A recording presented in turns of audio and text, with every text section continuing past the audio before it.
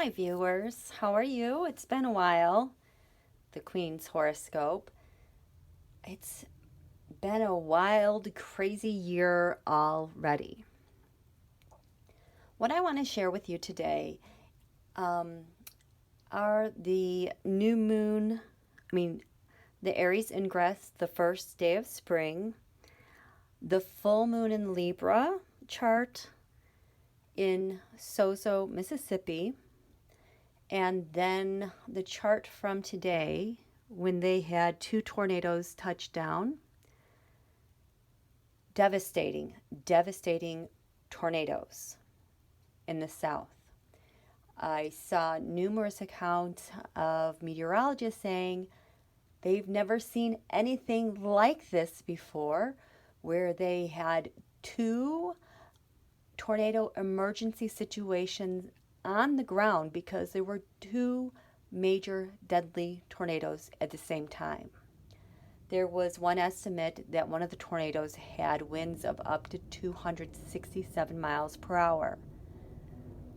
Now, this full moon that we had in Libra on the 7th was very, very difficult.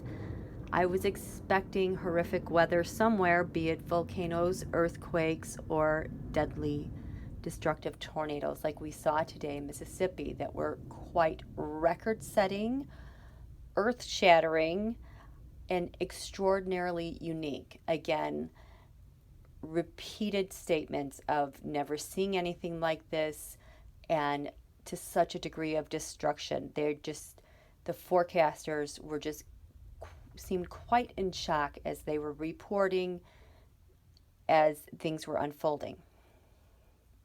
And there's several reasons for that. I think we will continue to see this combination of deadly, destructive, unique, never seen before type of weather phenomenon, especially this spring, because what's happened is that the planet Uranus went into Taurus for good. This past winter was the first time we had a new moon in Aquarius, where Aquarius's ruler Uranus was in Taurus. It was the first time in, I want to say, 73 years. I could be wrong. So as our Earth's crust, our cosmos, have not seen this setup since, I want to say, almost the 1930s, to be honest. I could be wrong. I should have checked that. But it's been a really long time. So when Uranus is going to be activated, as it was with this full moon in Libra, because Libra is ruled by Venus, Uranus is disposited by the sign, the planet Venus. As the sun goes into Taurus this spring, it's going to be wild. It's going to be wild and electric and shocking. As if we don't have enough going on in this world, the weather is going to reflect that. Later this summer and into the fall, we have Venus that's already entered shadow in Gemini, and it's going to go retrograde. Mars will go retrograde later on this summer, fall. And when those planets go retrograde, they kind of intensify their properties, especially when it comes to weather. And so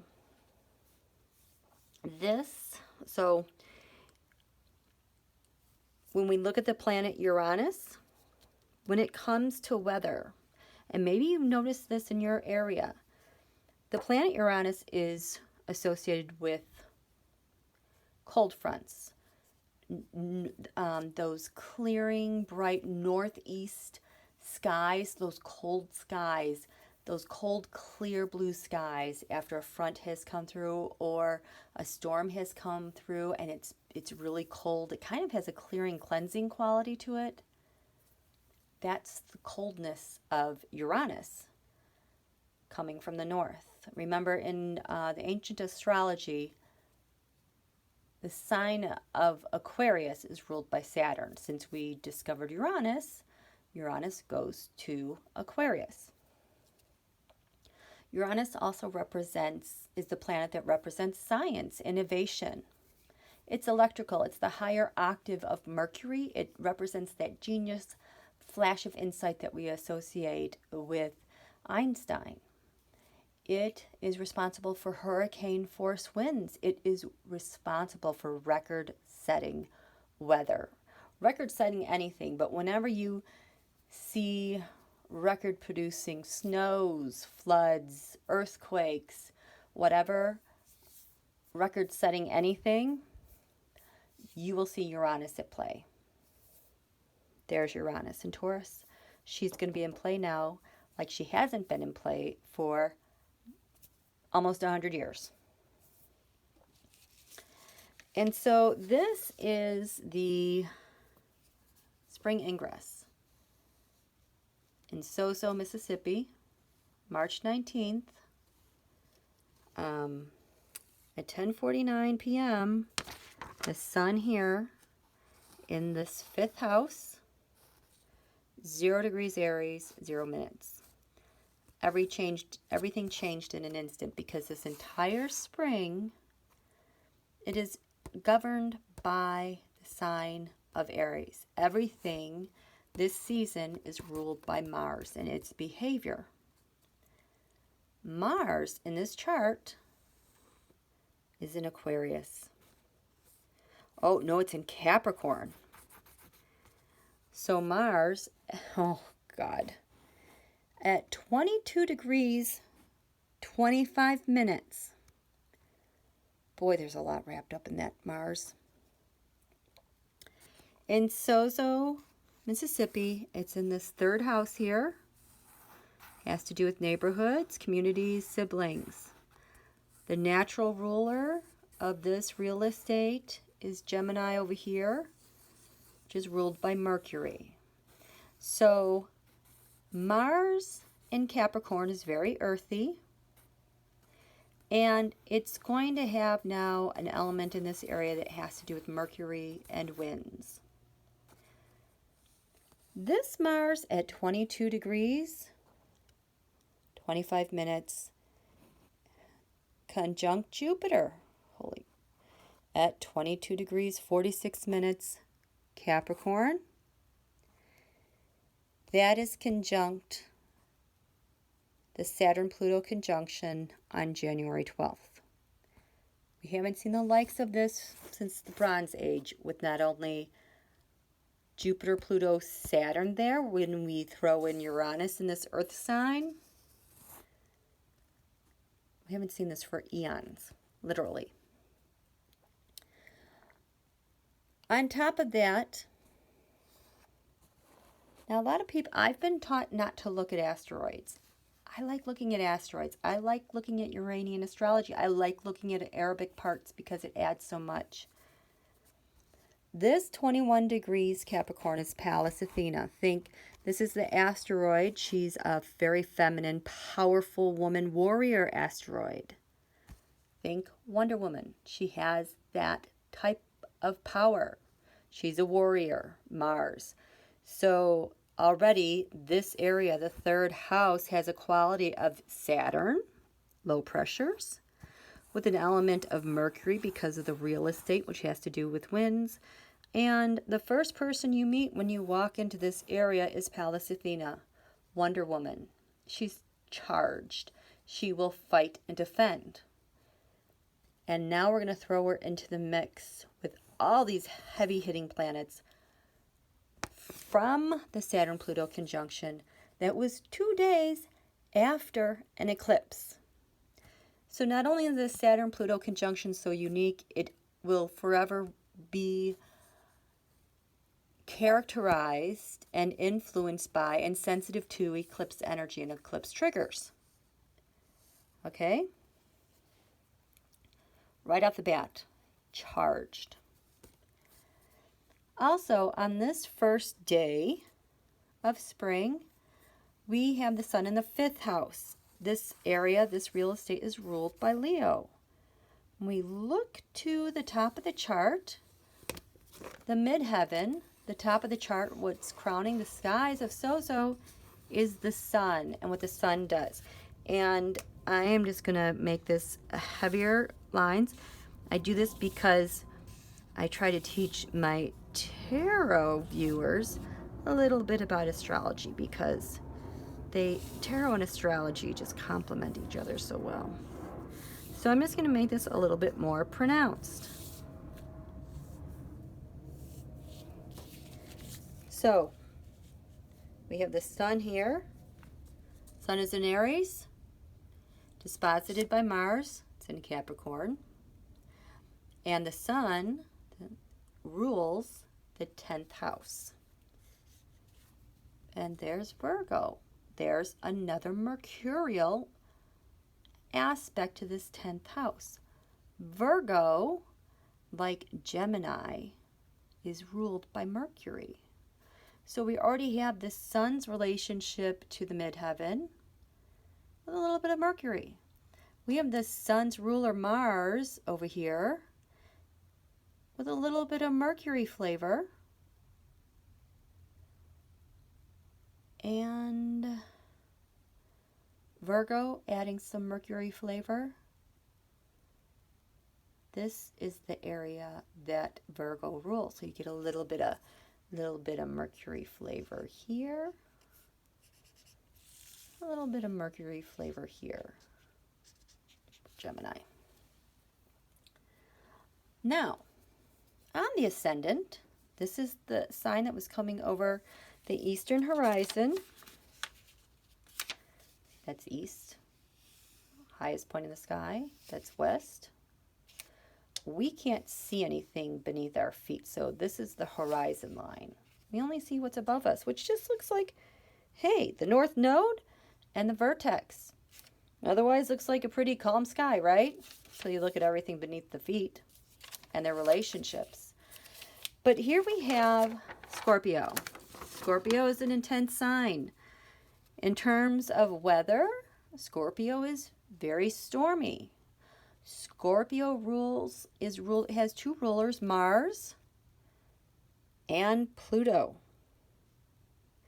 And Mars and Pluto are in Capricorn, disposited by Saturn. So the Mars and Pluto will have a very destructive, intense,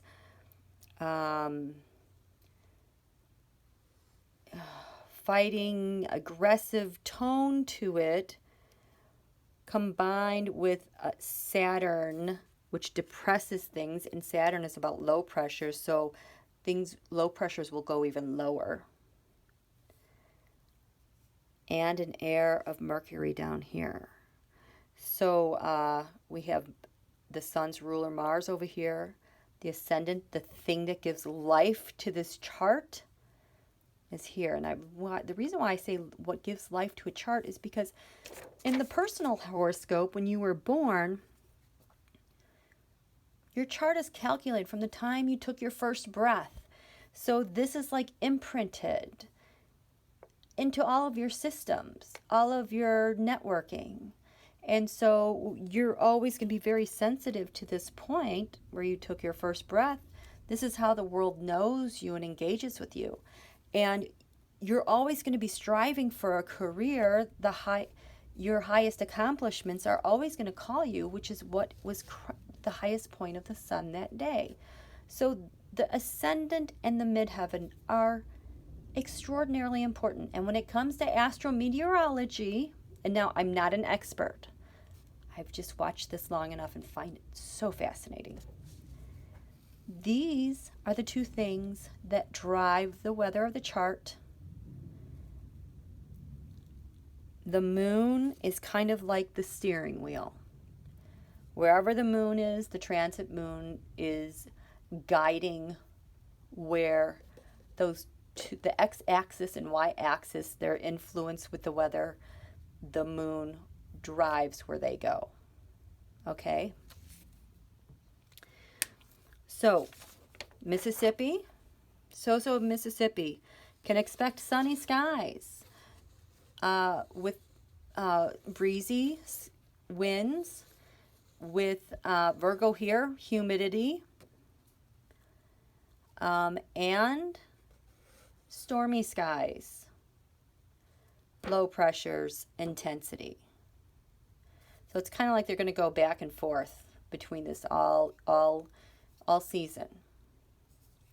And the thing to be careful about is this Uranus and Taurus, because we haven't had it there maybe since the 30s. I don't know. But Uranus has to do with electricity, lightning, hurricane winds, record-setting weather, northeast howling winds, those cold, bright blue skies, those clearing, cleansing skies after a huge storm. That's the nature of Uranus. It is unexpected, and like I said, record-setting. It is unique. It is as individual of a planet as you can get. It is electric, and it represents science and astrology.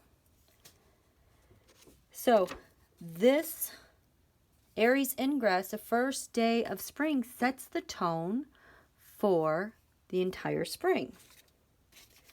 Now, let's skip ahead to,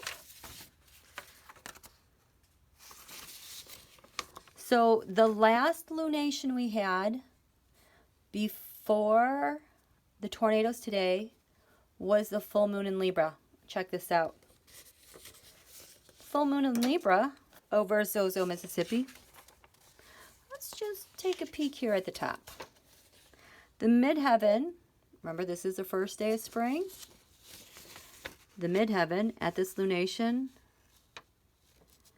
24 degrees, 19 minutes Leo. First day of spring, 24 degrees Leo. So it's like recapitulation. There's something in common here. There's something that is remembered here. What do you think is going to be on the ascendant? At the Aries first day of spring, we have Scorpio, 17 degrees, 47 minutes. When the tornado, at the full moon of Libra, what's on the ascendant?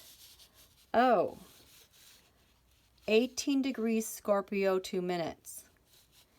It's a perfect match. It's showtime. This is the lower heaven. 24 degrees. 24 degrees. 24 degrees is such an extremely important number. I'll tell you why. We know that from the Aries Ingress, where we had Pluto here at 24 degrees Capricorn.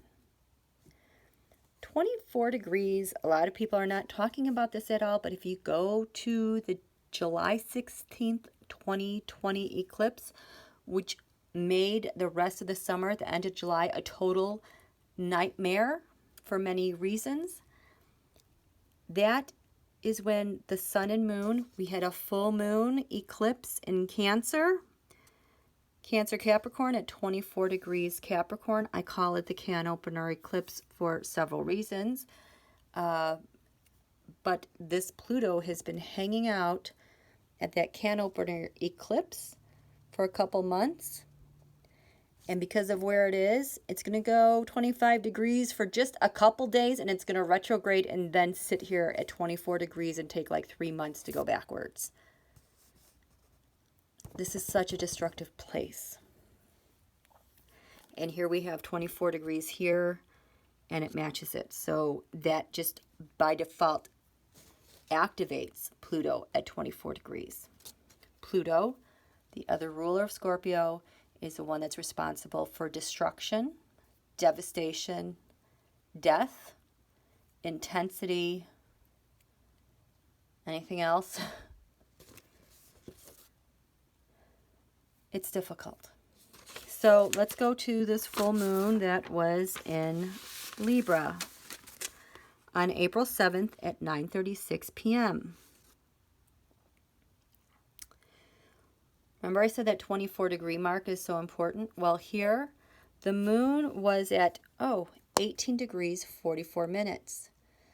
That is 30 degrees away from the ascendant. So right away, it's activating this ascendant all week. this ascendant is especially sensitive to the moon and what it's doing because they share the same degree of 18 degrees.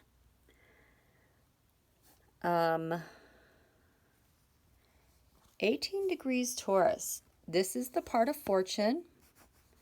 A lot of people don't use this in astrometeorology. I do, because it's a point not in the sky, but it's a calculation on the crust of the earth that is related to the sun and moon. And either you're going to have something fortunate happen, fortune goes your way, or it doesn't. But this is right on the horizon. In fact, it's just slipped now by 1 minute, because it's 18:01 degrees, 18 degrees 2 minutes. It is just slipped into the 6th house here. Virgo's the natural ruler here. So there's an air of Mercury again. Here we got Mercury again. There's Mercury up in here. And here's Gemini, Mercury here. The moon, remember I said the ascendant is going to be so sensitive to the moon and what it's doing? Well, it is, the moon in Libra is disposited by Venus in Gemini. Gemini and Libra complement each other's air signs, but Venus here, since Libra owns this real estate, Venus is in its dominion.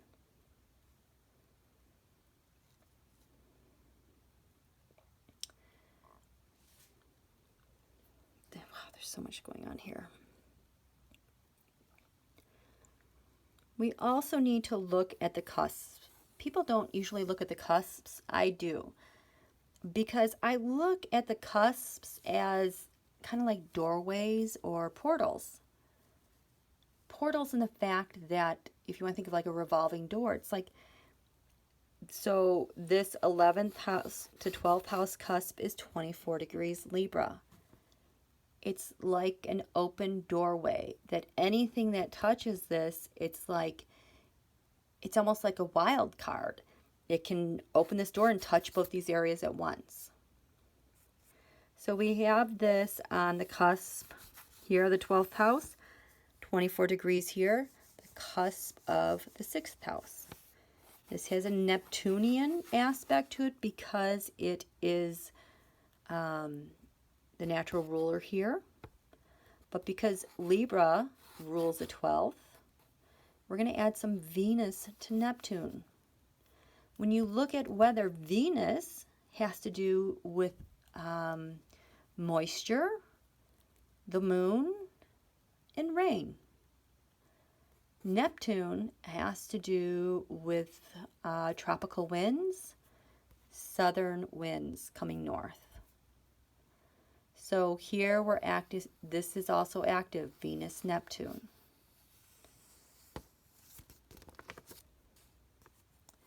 And there's so much Venus here. But, okay, so back to here, 24 degrees. It's opening this cusp of this axis at 24 degrees. What's at 24 degrees? At this full moon, Pluto, 24 degrees. In square. So Pluto can activate these two areas, and we have the sun and moon right there at the full moon. So Pluto is going to have devastating influence upon the sun and moon just because it's in square to these doorways to open these things up and just let it accelerate in full force. There aren't any house cusps to buffer that energy. It's wide open, full throttle. We look at these cusps, look at, oh God. The 1st house and the 7th house cusp, look at this. They're at about 18 degrees. Now the ascendant is triggered by this sensitive 18 degree mark again. The ascendant actually is the midpoint of the moon, Venus, and the cusp of the 1st house to the 2nd house. This 1st house ruler, well, the 1st house ruler is Mars, Jupiter. We go here to the 2nd house cusp and the 2nd house ruler. That's ruled by Jupiter. Jupiter is at 25 degrees Capricorn. Jupiter is a high pressure. So now Pluto has opened the door to go full throttle and is carrying its buddy Jupiter to blow things up and expand them. And they're ruled by Saturn. So Saturn is a dispositor of them in Capricorn. So Saturn's going to just pull that low pressure even lower. And the thing giving life to the chart in Soso, Mississippi at this full moon, the ascendant is the exact midpoint of the moon, which steers the weather. That has a Venus, Neptune, very moist content, and Jupiter, high pressures. But Jupiter is disposited by Saturn, which is low pressure. So there's so much push and pull going on right off the bat, just from this first day of this full moon. Moreover, the second to third house, remember I talked a lot about this third house being very active from the first day of spring, and this chart practically mirrors it. Well, this third house cusp, 5, 10, 15, 20 degrees, Capricorn, Cancer. 20 degrees, well, oh gosh. If you guys are into Uranian astrology, which, God, I need to learn that. I'm fascinated by it. This cusp now is in square to Zeus, the king of all the gods. Hello. In an Aries sign with Venus in square, it's like Zeus now has opened up the second and third house cusp to say, listen here, this is what I'm going to do as the ruler with Venus, Neptune. I'm going to see your Pluto and come mess with me. And it's going to do that up here between the 8th and 9th house cusps. And this 9th house is ruled by the moon. Everything is in action to play. There's like a fight that is ready to brew.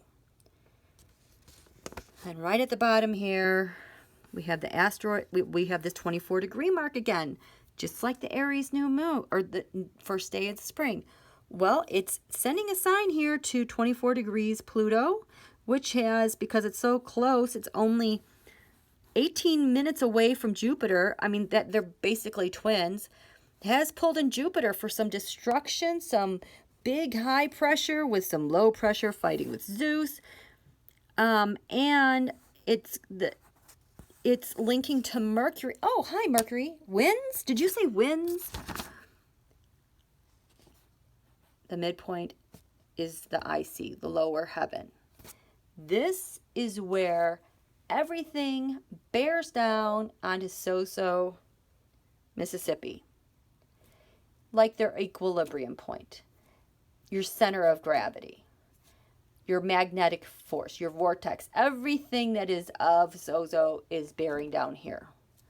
You have all these energies pushing down here, this entire third house, which Mercury is kind of the ruler here of this real estate and is over here on this side egging it on. This is just pulling in so much destruction, winds. Oh, hi, there's Neptune. Neptune. Hello. Water. Limitless water. You want to think about an ocean where you cannot see the ends of the ocean? It goes on and on and on and on. It's limitless. Limitless water. Copious amounts of water. Hidden amounts of water. Water hidden in clouds. Fog.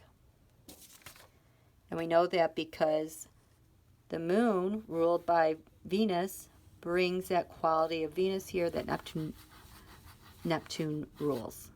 So you have that, and it's like mutual reception here.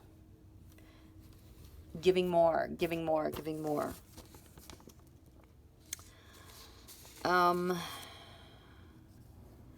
The sun now is 18 degrees 44 minutes in Aries, still ruled by Mars, but look what's happened. Mars has moved from Capricorn into the sign of Aquarius. Aquarius is ruled by Uranus. Uranus hasn't been in Taurus for 30 years. Mars is in exact square to Uranus. You get Mars and Uranus together, you're talking about explosive power, TNT, combustion, insane electricity, lightning. And now they're fighting. Uranus disposited by Venus. They're in square. Now you have heat and water and cool and the moon and hot and low pressures fighting with each other. Pulling it in, pulling it in, pulling it in. Ready to set record-setting weather. This was at the full moon. So, what happened when the tornado was on the ground in Soso, Mississippi? I have the time of 4:55 p.m. I'm going to cover some of this up. On the Ascendant, we have 22 degrees Virgo. Virgo is ruled by Mercury. There's that Mercury again. At the full moon, the Mercury is here in the 4th house.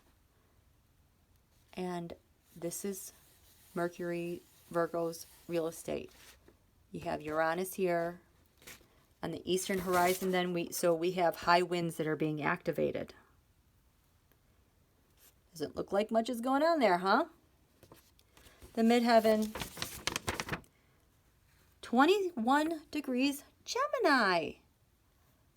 Mercury rules the midheaven with the moon. So now Mercury, this is Gemini's real estate. This and this is being activated. So here we are, 4:55 p.m. There's 2 tornado emergencies. There's 2 EF4 or 5 tornadoes on the ground. The tornadoes are in the skies above Soso, Mississippi. They're about 75 miles apart. On the midheaven, we have the twins, Gemini, 2 tornadoes.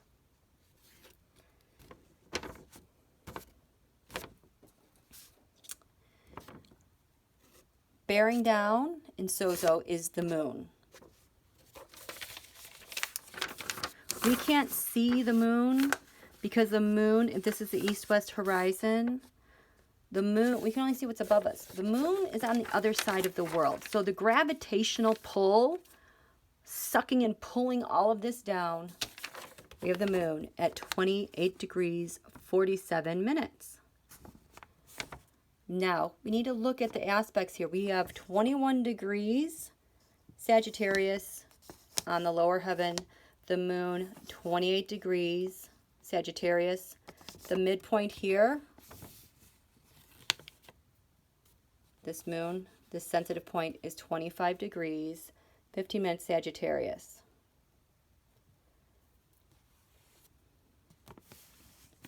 It has a lot of conflicts here from the full moon. Now, remember I said the ascendant and the midheaven are the 2 most important things when we're looking at astrometeorology. So,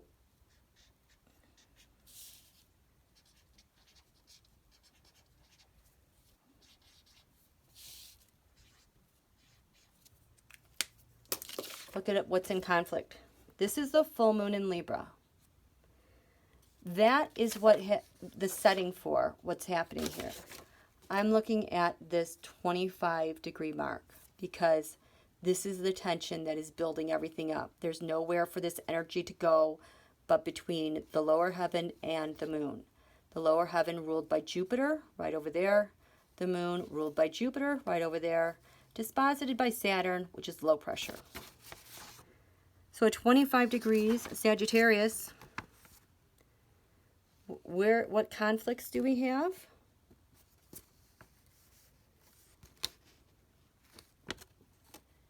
At the full moon, the planet Uranus, the midpoint of Uranus and the midheaven was 29 degrees, 55 minutes in Gemini. Look at that. That's in that 8th house that's ruled by Scorpio. It's opposite. It is opposite of the moon on the ground. This is 28:47. That was at 29:55 was the midpoint of that Uranus and the midheaven. These are huge, heavy players.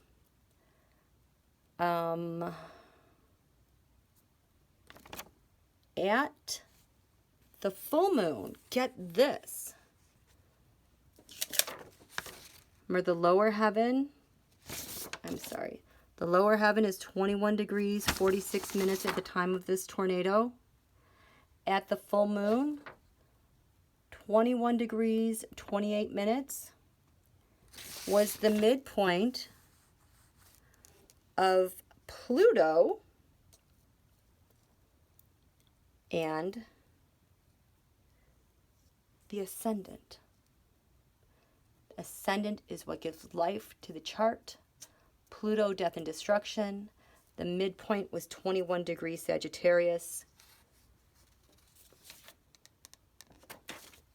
And when the tornado's on the ground, there's that 21 degrees. We have some more midpoints here. The full moon, the midpoint of Mars in the Ascendant. Where is this? Mars in the Ascendant was 26 degrees, 52 minutes, Sagittarius. Jupiter, the thing, high pressure, the midpoint with that was 21 degrees, 37 minutes, again, compounding the lower heaven for this tornado. By the way, Einstein said that the most powerful force in nature are compounding forces. Got them in spades. The full moon, the Saturn ascendant midpoint was 24 degrees, 33 minutes. Said all of that just right there from the bottom, the magnetic pull of what's going on.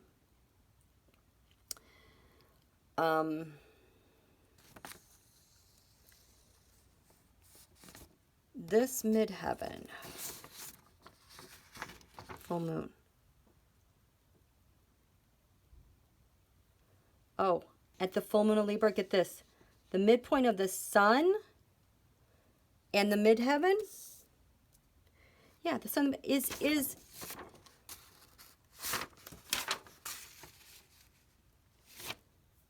sun in the midheaven. The midpoint is 21 degrees Gemini. That is the midheaven of the tornado on the ground.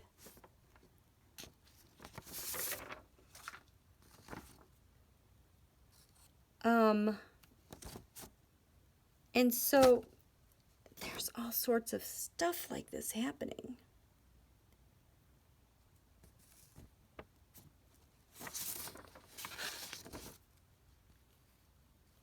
The moon, the midpoint of the moon and the midheaven at the full moon, 21 degrees, 31 Virgo, 22 degrees, 15 Virgo. It's like it's written in the stars, you guys. I told you, the ascendant and the midheaven are the things, the map, the thing that's the setting, the environment for everything to let loose.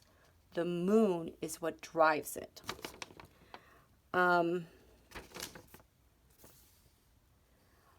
At the full moon, the Mars ascendant midpoint, Mars ascendant, 25 degrees Sagittarius. The Jupiter ascendant midpoint, 21 degrees 27. Again, the Saturn ascendant midpoint, 24 degrees 33 minutes Sagittarius. All of that. Meanwhile, Uranus and the midheaven midpoints are opposite. All of this. They're in conflict. They're fighting. And then you have Pluto and the Ascendant midpoint, which is destruction and devastation. I can go on and on. I've already talked for 40 minutes. Full moon Libra. Okay, what else do we have here? The midheaven, 21 degrees, 46 minutes. Oh, I already talked about that. The full moon midheaven was at 24 degrees Leo. Look at 24 degrees Leo is right on the cusp of this 11th and 12th house. Again, it's like it's opened up the doors, a revolving door, full throttle. Let's open the windows. Have at it. Do what you want. There's nothing to block or resist the intensity of what's happening. At 24 degrees here, this is where the ascendant and descendant were. They're going through the 2nd and the 9th house.